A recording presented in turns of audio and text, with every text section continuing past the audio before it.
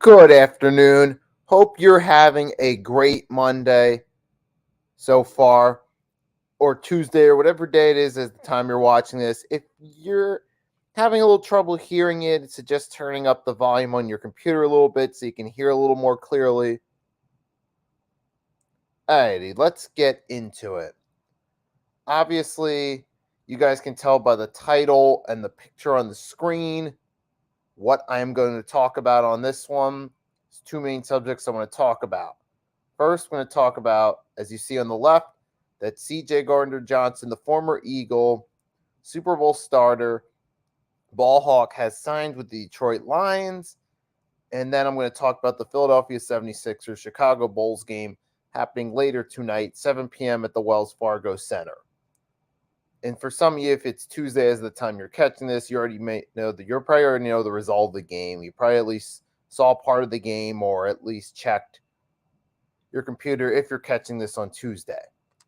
But nevertheless, let me get right into it. First, we're going to start with the news. As you can see, former Eagle CJ Gardner-Johnson has signed with the Detroit Lions.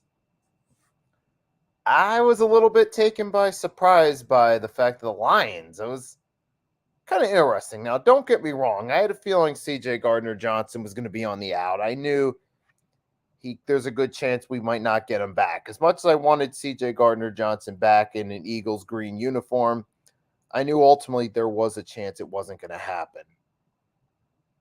And now we know officially where he's going, and that's to Detroit. Because now we've heard a lot. We were hearing it. The rumors were going around that CJ was negotiating. We were hearing the talk about it. I mean, I didn't want to buy into the rumors. I wasn't listening to anyone suggesting, oh, he might go here, he might do this might happen, because we know a lot of times those rumors don't turn out to be true.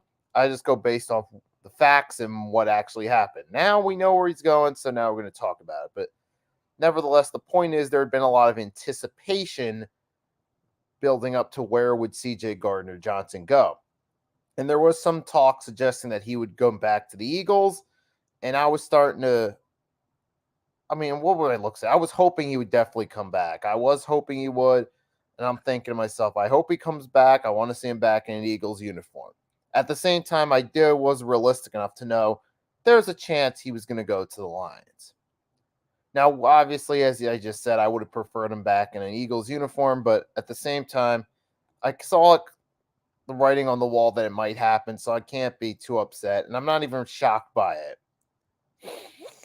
Now, starting off with the Detroit Lions, I'm going to come on here and say congrats to the Detroit Lions on landing CJ Gardner-Johnson. It's going to be a hell of a pickup for them there to help with their defense.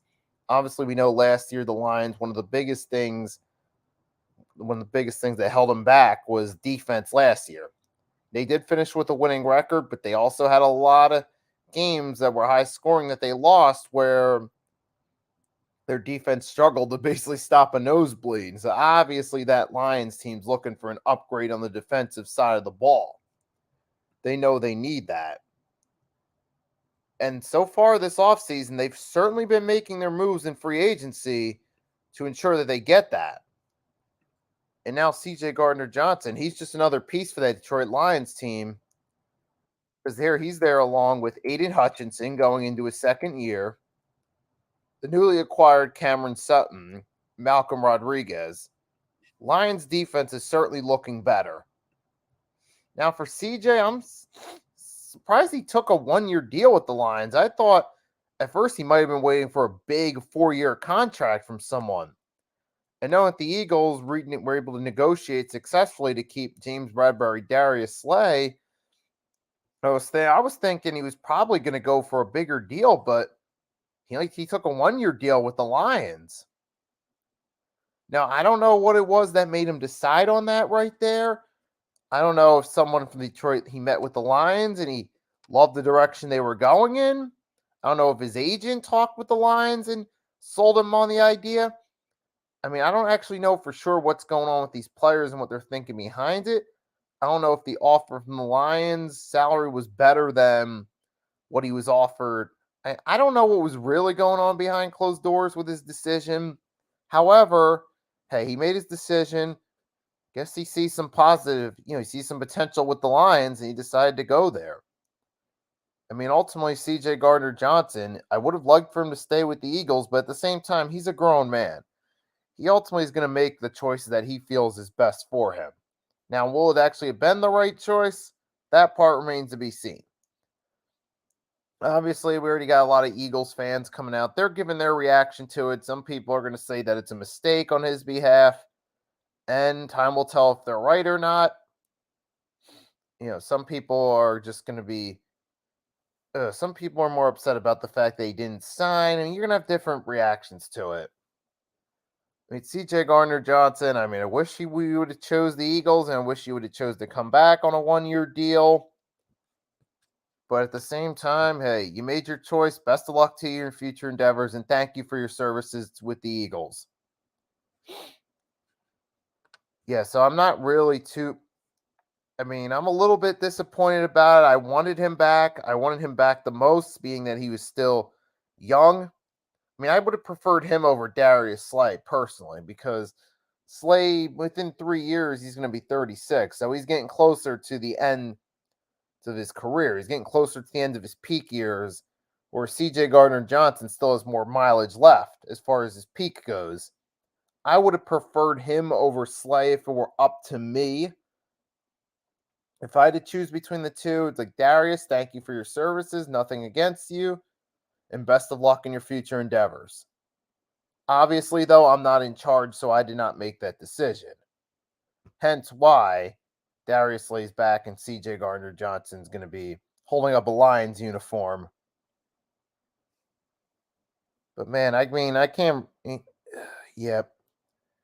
Even though it's not my personal preference, at the same time, I can't even be too mad about it.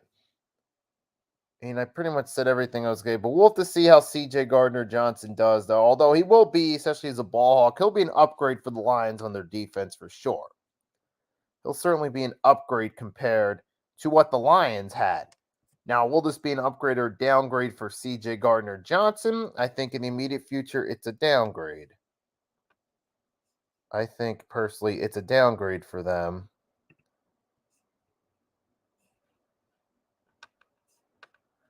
Right, and I just, in case you're tuning in, you saw that I just moved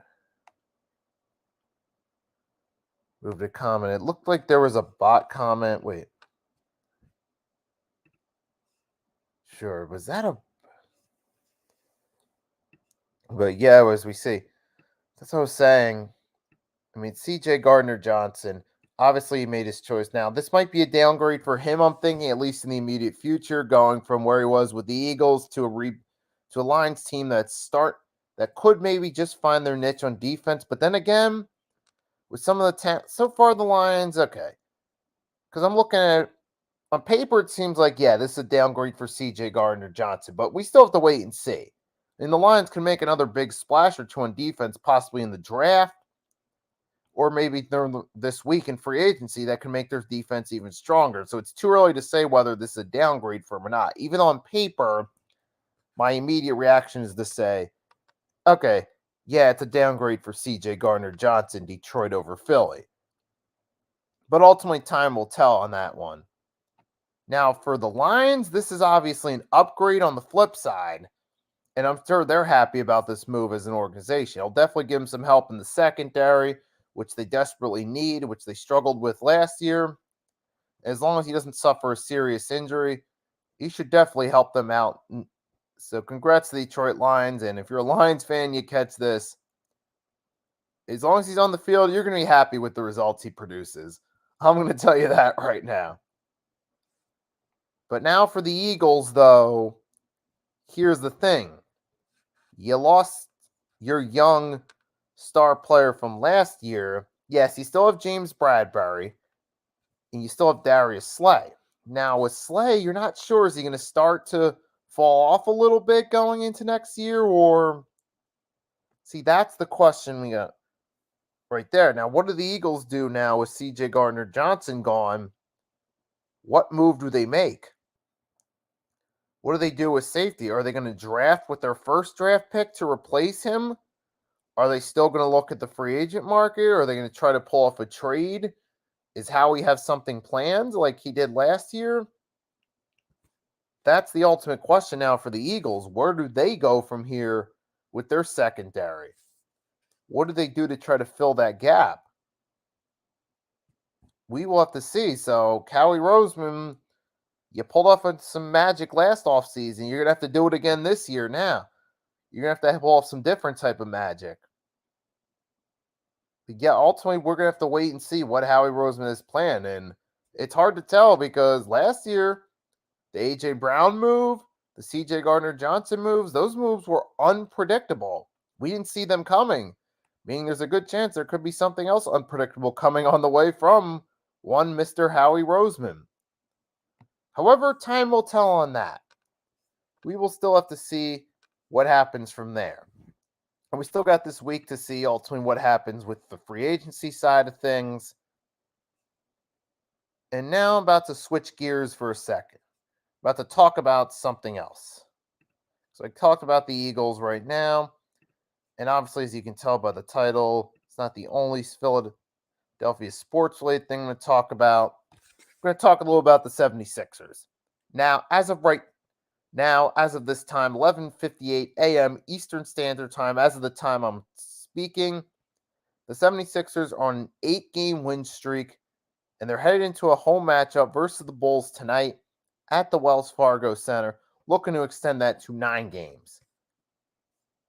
Obviously, the 76ers, momentum's rolling in the right direction for them. They've even worked their way up to the number 2 seed as of now. So as of today, the standings are in Eastern Conference. You got the Bucks number 1, Sixers 2, Celtics 3, as the Celtics have started to lose some games and fall off a little bit. Then you have the Cavs 4, Knicks 5, Nets 6, play-ins, Heat 7, Hawks 8, 9, Raptors 10, Bulls. So that is where the Chicago Bulls 76ers opponent tonight comes into play. Now, the Bulls, though, they have been doing pretty solid as of lately. They've won 4 out of their last 5. You had DeMar DeRozan had a season-high 40 not too long ago. Was it last game or was it the game before that? But DeMar DeRozan was doing pretty good. I mean, Bulls have some momentum going in their way. Now, there is the possibility. There's always the possibility with any game that the streak could end. Because the more you build up momentum with a win streak, it seems like on paper, the more likely it is that it's eventually going to end. And what I'm looking to say, because the more you build up momentum, the more people are waiting and watching to see if you lose. More people are looking to knock you off. Now that the Sixers are up to 8 straight wins, they're becoming a hotter game on team schedules. When they see they got to play the Sixers, they're like, oh, we got to play this team that's up to 8 straight wins. Let's go knock them off. And for the Bulls who are still fighting to save their season and possibly get a playoff spot, they would certainly like the opportunity to knock off the 76ers. However, the way they've been playing as of lately, Joel Embiid's been playing lights out, leading at MVP caliber. Give him some solid play from Tyrese Maxey. There's certainly a good opportunity that the Sixers once again reign victorious. And the reason why is because if you look at the Sixers' schedule throughout this win streak, they've been knocking off teams close to the Bulls' caliber. They've been knocking off a lot of play-in teams, a lot of struggling teams throughout this win streak. So that is the one asterisk I can put on it because, yes, while it is true they did beat the Milwaukee Bucks to start the win streak, which is awesome, which is nice. And they did beat the Cavs, who are still a good team.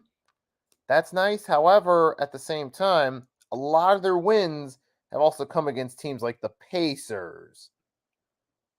Teams like now you got the Bulls, and then you had teams like the Timberwolves, some struggling teams that are just holding on to their season.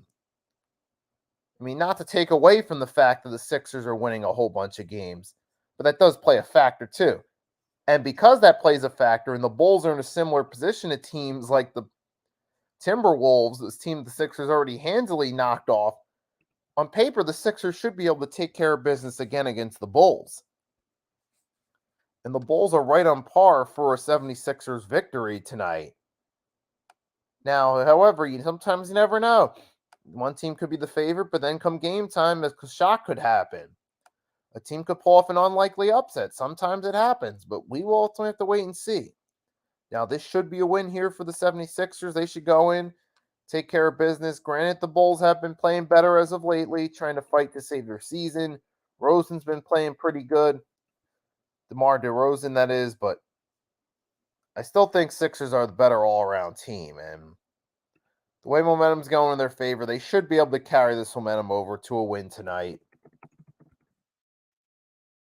I'm just going to take a look at the injury report real quick to see if there's anyone missing. Now, for most part, though, both teams should be relatively healthy. However, I'm going to double check to make sure that everything, because most of the team is healthy, which means that we should at least see our guys that are best versus their guys that are best, and we should definitely win. Because you really mean to tell me that at our best and their best, the Bulls are the better team? Come on. No, not unless you go in a time machine, you get the 95, 96 Bulls or 96, 97, 97, 98. And we don't have that time machine, so they ain't going to be the better team. And now you look at things, both teams are relatively healthy. Now for the Sixers, the only player questionable for tonight is PJ Tucker, who's dealing with left ankle soreness. However, the thing is with PJ Tucker, he hasn't really been that productive for us this year. So is he really much of a loss if he doesn't play? Is he really? And for the Bulls, Alex Caruso, the best perimeter defender on their team, he's questionable. We ultimately have to see what happens. I mean, I'm thinking the Sixers are going to win this game. They should be able to take care of business and get the W. Now, I see them getting the W here. We also have to see what goes down. And we know we got to play them again Wednesday. Again, Wells Fargo Center at 8 p.m. on Wednesday. Now, that game I will be doing live. I will be able to do a live stream play-by-play of that game on Wednesday. I won't be able to do that tonight. I apologize for that. I will drop a short after the game is over, sometime later tonight or early tomorrow morning. Give my quick thoughts on tonight's game. And then on Wednesday, I will be doing the play-by-play for that game. Yep, but that's all I got to say for now. I wanted to come on here quickly, give my thoughts on the CJ Gardner-Johnson deal. I decided to come on live so I could actually give my extended thoughts because usually like when I do short regular vids, like either regular recorded vids or short recorded videos, the short videos do better, and it wouldn't have allowed enough time for me to get all my thoughts out on the CJ Gardner-Johnson one. So I decided, why not come on here live and talk about it? And why not throw a little Sixers talk in there, since that's the two teams I'm representing on this channel. Right, so that's all I got to say for now. So to everyone that tunes in, thanks for tuning in. I hope you enjoy the rest of your day.